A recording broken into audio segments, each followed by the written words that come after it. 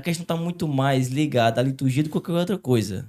E, segundo ele, as questões estéticas que acabaram adentrando a liturgia por conta da reforma litúrgica do Concílio Vaticano II, leva ao risco da missa não estar sendo celebrada, ou seja, do sacrifício não estar acontecendo por conta de coisas estéticas, aleatórias que acontecem por conta da mudança litúrgica. Ele falava assim, então o problema é esse, é que a gente corre o risco de estar indo participar da missa e não estar participando da missa. Essa é a reviviscência de uma heresia antiga que foi condenada na época do Concílio de Trento, que é a heresia chamada internalista. Que é o seguinte, como é que eu sei se a missa que eu vou é válida ou não? Porque o padre tem que ter matéria, forma e intenção.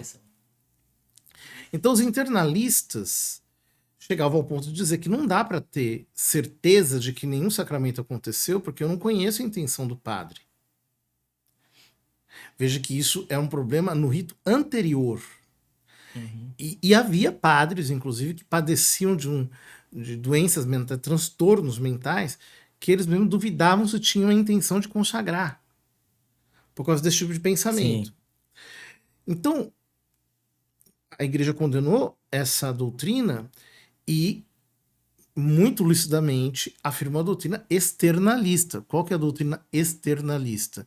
É que quando o padre cumpre minimamente os ritos litúrgicos, ele tem a intenção de fazer o que a igreja faz.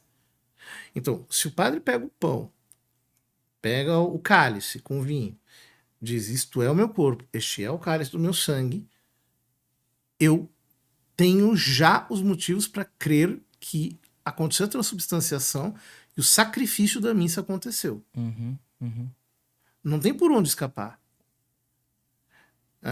Então, as pessoas, por falta de cultura, elas não captam as heresias que estão por trás desse tipo de pensamento. E parece que tira a participação de Deus para que o sacramento de fato aconteça, né? Faz uma mágica. Que ele faz, junta, tem uma intenção. Mas é claro que tem ação divina, né? Cristo é o celebrante principal dos sacramentos. Essa é a doutrina claríssima da igreja. Parece que a responsabilidade fica sendo muito maior do ministro do que... É como se o sacramento fosse um sacramental. O sacramental depende da fé de quem recebe e de quem oficia. O sacramento não. A causa eficiente do sacramento é o próprio Cristo. O sacerdote é causa instrumental. Essa é a boa doutrina e velha doutrina de sempre. Agora, o que tem de gente dizendo tolices, eu até escrevi um artigo comentando uma certa aula de um certo cosplay de monge que tem por aí. Digo cosplay porque não está ligado a uma ordem canônica. Então é um sedizente monge.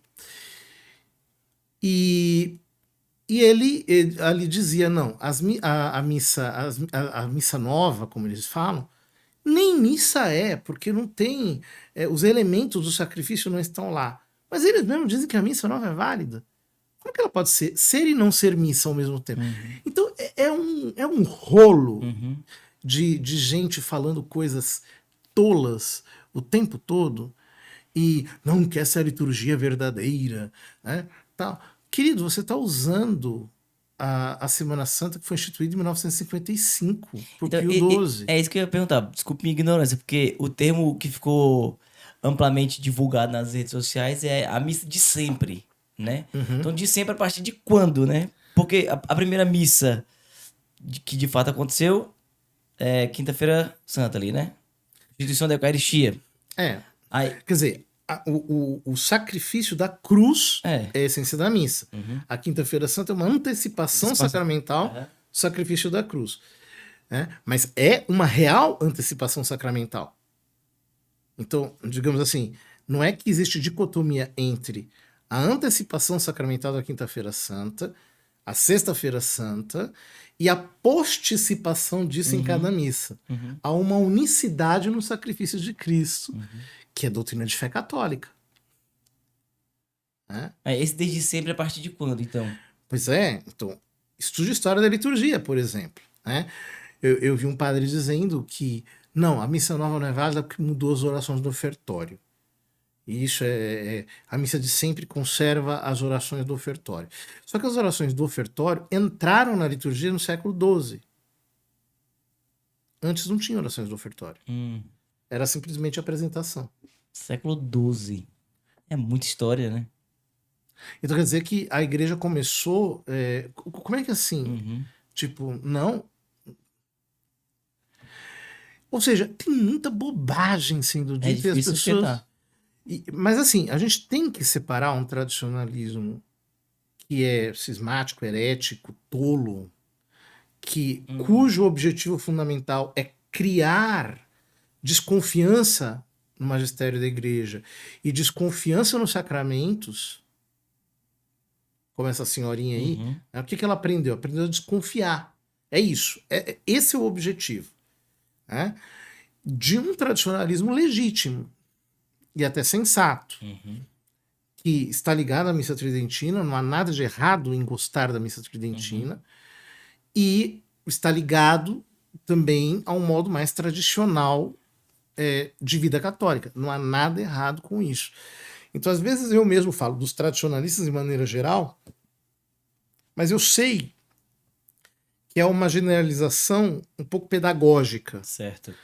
Mas existe o tradicionalismo correto. E eu diria mais. Hoje nós temos que pensar o seguinte. A minha opinião, digamos assim, esse amor multiplica... Porque não é que o católico, antes do concílio, tinha o rito da missa tridentina como uma bandeira. Ou seja, esse movimento é um filho bastardo da reforma litúrgica mal praticada. Então, tudo que nós vemos de tridentinismo atual é um filho bastardo da reforma litúrgica mal praticada, que inclusive continua sendo mal praticada. O Papa Francisco disse isso em Desiderio Desideravi, o Papa Leão disse isso discretamente em algumas ocasiões, e de fato é assim. Então, o que nos impede de celebrar a liturgia de Paulo VI do modo mais tradicional possível? Por exemplo, o Concílio Vaticano II pediu que o ordinário da missa fosse em latim. Certo. Por que partes do ordinário não podem ser ditas em latim? O concílio queria isso. Está escrito na Sacrosanto Concilium. A Sacrosanto Concilium mandou que se ensinasse o canto gregoriano para o povo, para que o povo cantasse o canto gregoriano, ou seja, as missas do Kyriale. Né? Dá trabalho, não? Dá trabalho. Isso não se fez. Não se faz.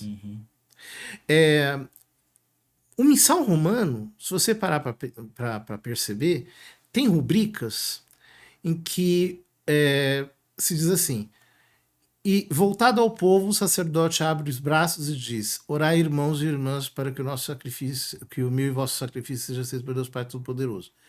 Ou seja, está supondo que o sacerdote não está voltado para o povo.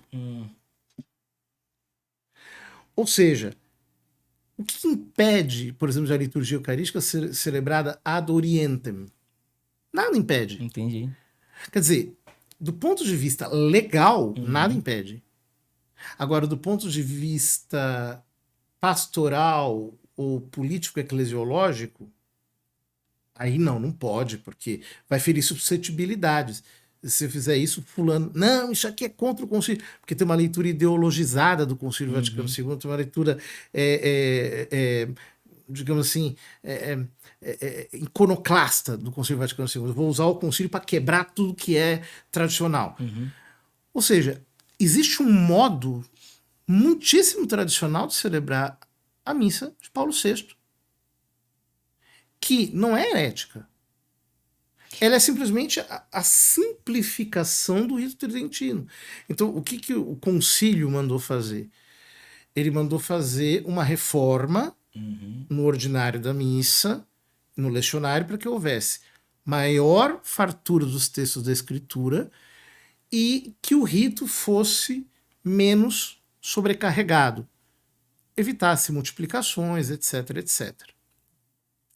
Então, houve uma espécie de mitigação do rito litúrgico, do rito tridentino para o rito novo.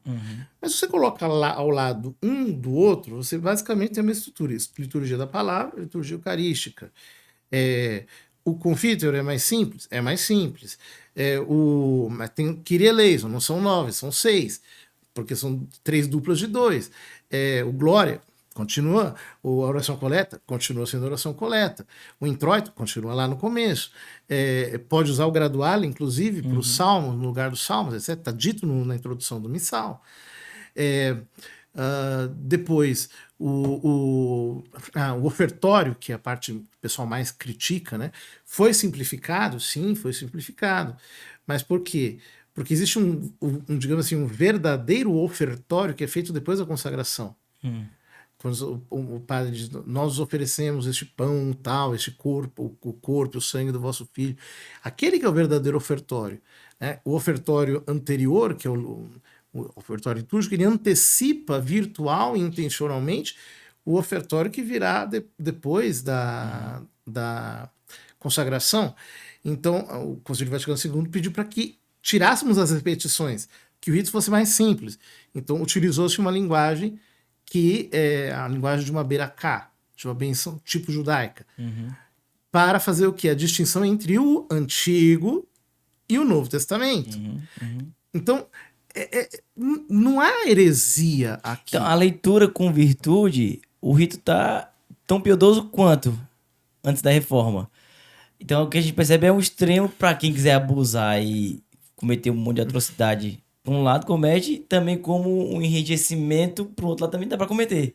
Mas a leitura fidedigna e honesta, então, a piedade Isso quem disse não fui eu, foi o Papa Paulo VI. Em 2 catequeses de novembro de 69, antes da promulgação do missal, ele diz claramente, é a nossa missa de sempre. Ele diz, olha só, o novo missal é a nossa missa de sempre, mas mais simplificada, o povo vai poder participar mais. Por quê? O que adianta você ter lá o padre rezando a missa em latim e do outro lado o fulano lendo um livro, rezando a Via Sacra, rezando a oração de Santo Antônio, fazendo uma novena a Santa Filomena, rezando o terço. Então, o que o Concílio Vaticano II quis é que o tesouro da liturgia fosse acessível ao povo.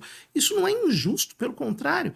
Isso, antes do concílio, já estava acontecendo pelo movimento litúrgico, inclusive desde o século XIX. Guéranger, Columba Marmion e outros grandes expoentes do movimento litúrgico no século XIX. No século XX, certo, entraram algumas influências um pouco ruins, mas nada que não possa ser lido com um senso católico. Agora, o movimento tradicionalista, ele acabou que seduziu muita gente. Imagino que por um senso de pertencimento estético, né, uma ordem ali. Você acha que a igreja ordinária, né, do cotidiano, tem falhado nisso? Porque eu vejo que, principalmente por parte de neoconvertidos, sabe? Eles caem de cabeça e querem o suprassumo da igreja e falam, tem seriedade nesse negócio aqui. Por que seduz tanto, assim, e até de forma eficaz?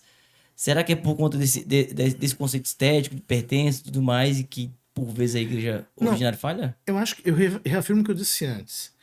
Veja bem, nós não podemos dizer que está tudo bem liturgicamente do lado de cá. Então, você vai numa missa que tem lá um monte de música parecendo o ritual da Umbanda do Candomblé. Uma outra que tem um monte de gente dançando, pulando doida, fazendo um monte de coisa que não tem que fazer. Do outro, uma musicarada brega, esquisita, falando de política. Então, veja bem, a pessoa fala assim, bom, o que é mais católico? essa missa aqui que o pessoal está cantando gregoriano e está celebrando em latim, etc., Entendi. ou aquilo ali? Bom, é meio evidente, né, que do simples ponto de vista estético é preferível algo que seja um modo tradicional. Só que tem, só que tem um problema, é que isso não é o que a verdadeira intenção da igreja quer. Ela não quer nem este abuso aqui, nem esse absolutismo, esse fechamento aqui. O que a igreja quer é que haja a missa bem celebrada, a missa de Paulo VI. Você sabe que na minha paróquia sou criticado, eu sei, as críticas chegam, Uhum. porque a gente canta o Kyrie em latim, porque a gente usa órgão, tem um belo órgão na minha paróquia, graças a Deus. Eu procuro celebrar a liturgia de um modo muito Enxutinha, igual dizia Dom Henrique, né? enxutinha, mas eu também acho que digamos assim, com a mesma atitude da missa tradicional. Uhum, uhum. Ou seja, é como se houvesse uma verdadeira continuidade entre os dois ritos. Eu Legal. celebro assim, né? Tem muita gente que critica, mas a verdade é que o rito de Paulo VI deveria ser celebrado assim, porque era como Paulo VI celebrava. Ele celebrava desse mesmo jeito. Sabe uma das coisas que eu fiz foi eu falei com o Centro Televisivo Vaticano, com a RAI, para ver se eu conseguia um vídeo de uma missa inteira celebrada por Paulo VI Que demais. já no missal de 69. Não tem. Não. Não tem nenhuma missa de Paulo VI gravada, mas tem pedaços. Então, por exemplo, Paulo VI conservava os dedos em pinça, embora a Tres Abdinc Annus, que é uma instrução que saiu depois do concílio, dispensasse o sacerdócio de fazer esse tipo de coisa, ele fazia. Ele era muito. Ele dava bênção, era muito hierático no modo de celebrar. Porque ele que entregou para a igreja o missal realmente queria manter a unidade litúrgica entre a forma moderna e a forma antiga. Então, essa rigidez se dá para contrapor um exagero extremo que às vezes assim a gente nem vê mais com tanta frequência. Talvez em um certo Tem período diminuído. tenha diminuído, né? Tem diminuído muito. Os padres estão mais sensíveis, estão mais bem informados. Tem diminuído, mas ainda tem muito espaço a dar, porque a liturgia exige cultura litúrgica, exige que você conheça muito bem a língua latina, a história da liturgia. Parece que essa rigidez tradicionalista é como se fosse tentar envergar uma vareta que envergou muito para um lado, aí não consegue parar no meio e baixa muito para outro lado para tentar desfazer isso aqui. Porque assim, eu lembro, assim, tenho vaga memória de ter presenciado coisa que hoje eu já não vejo mais. Por exemplo, missa afro sendo celebrada, com fruta, aquele monte de coisa, dança e segurando vaso, aquela coisa. Eu não vejo mais, assim, né? Em alguns lugares ainda existe isso, esses abusos. Mas eles, com o tempo, estão sendo extirpados, né? Lentamente.